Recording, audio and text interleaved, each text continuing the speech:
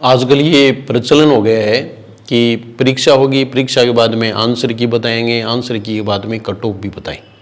जब तक नहीं बताते हैं तब तक कोई फ़ोन आते रहते हैं या मैसेज करते रहते हैं कि कितनी रहेगी, वो इतनी रह सकती है क्या। सब अपने अपने अनुसार बता रहे हैं, तो मैं भी अनुमानित बता रहा हूँ, आपको निराश होने की ज़रूरत नहीं है। और थोड़ा सा पेपर सरल था, पोस्ट पिछली बार से कम है, इसलिए पिछली बार से थोड़ी मेरिट ऊपर जा सकती है, बल्कि ज़्यादा भी जा सकती है। तो मैंने तो 50-60 स्टूडेंट्स हैं, वो इस तरह के स्टूडेंट्स जिन्होंने सीरियसली तैयारी की थी, उनके आधार पर ये जो निष्कर्ष निकाला है वो है। हो सकता है कि मैं गलत हूँ, मैं नहीं कह सकता, लेकिन फिर भी आप जो हैं वो ये ध्यान में रखें। और मैं तो ये मानता हूँ कि भाई जो भी इस रेंज में आ रहे हैं उनका सिलेक्शन होगा। तो ये देखिए आप, पटवार भर्ती 2025 अनुमानित कट ऑफ है जनरल की 238 से 242 के बीच में रह सकती है। ये देखिए आप, इसका एक कारण और भी है, जैसे 250 हम सेफ मान रहे थे पहले, लेकिन अब मेरी समझ में 242 या 240 है वो जनरल के लिए सेफ है। फिर ओबीसी में ज्यादा अंतर रहता नहीं है, ये 1.5-2 अंक का रहेगा, 1.5-2 अंक नीचे रहेगी ओबीसी की मेरिट। उसके बाद में ईडब्ल्यूएस है वो 230 से 235 के बीच में। मैं कैटेगरी वाइज है वो बच्चों से मैंने ये अनुमान है वो निकाला है, और इतना डिफरेंस है वो आ रहा है, पिछली बार भी आया हुआ है। एससी है वो 210 से 215,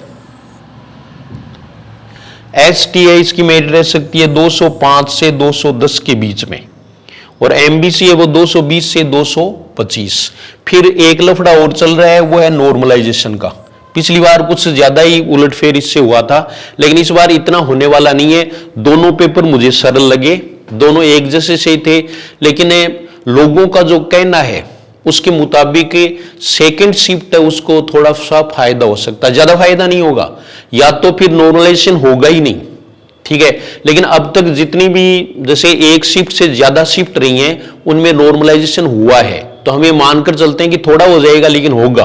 तो ये देखो आप, 2-5 अंकों का ये नॉर्मलाइजेशन है वो हो सकता है, और ये सेकंड शिफ्ट वालों को मेरे अनुसार फायदा हो सकता है। बाकी तो उनका जो पैरामीटर है वो अलग है और उसके अकॉर्डिंग वो सोचते हैं।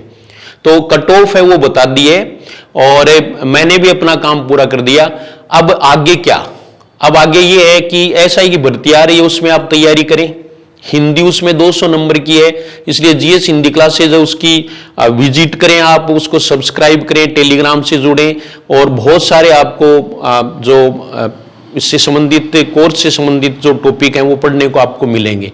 और ऐप डाउनलोड कर लें जीएस हिंदी क्लासेज, और उसमें आप पीएसआई जो सिलेबस है वो देखें, और उसमें आप जो demo classes, free demo classes हैं जिनके कोई पैसे नहीं लगते, तो वो आप देखें, और देखने के बाद में जज करें कि आप अच्छा कर सकते हैं क्या।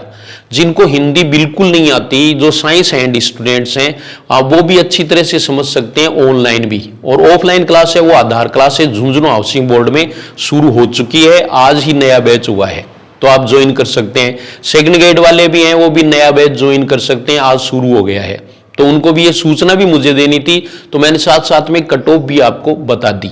और मैथिल टेस्ट सीरीज है वो आपने ले रखी होगी, काफी फायदेमंद साबित है वो आपके लिए हो सकती है।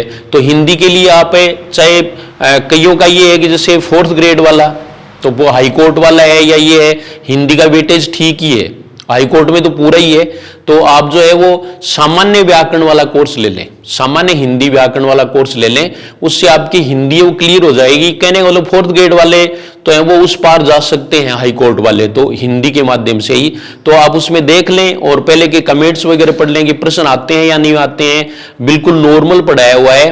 अब भी जो है वो कई ये कह रहे हैं कि मैंने तो बहुत उच्च स्तरीय तैयारी की थी और पटवारी में पेपर इजी आ गया, तो ये सबके लिए समान होता है। इस तरह की बातें फिर बातें रह जाती हैं, फिर उनका कुछ नहीं होता है। हम एक बैलेंस्ड तैयारी करें, मेरे अनुसार संतुलित तैयारी से ही सिलेक्शन हो सकता है।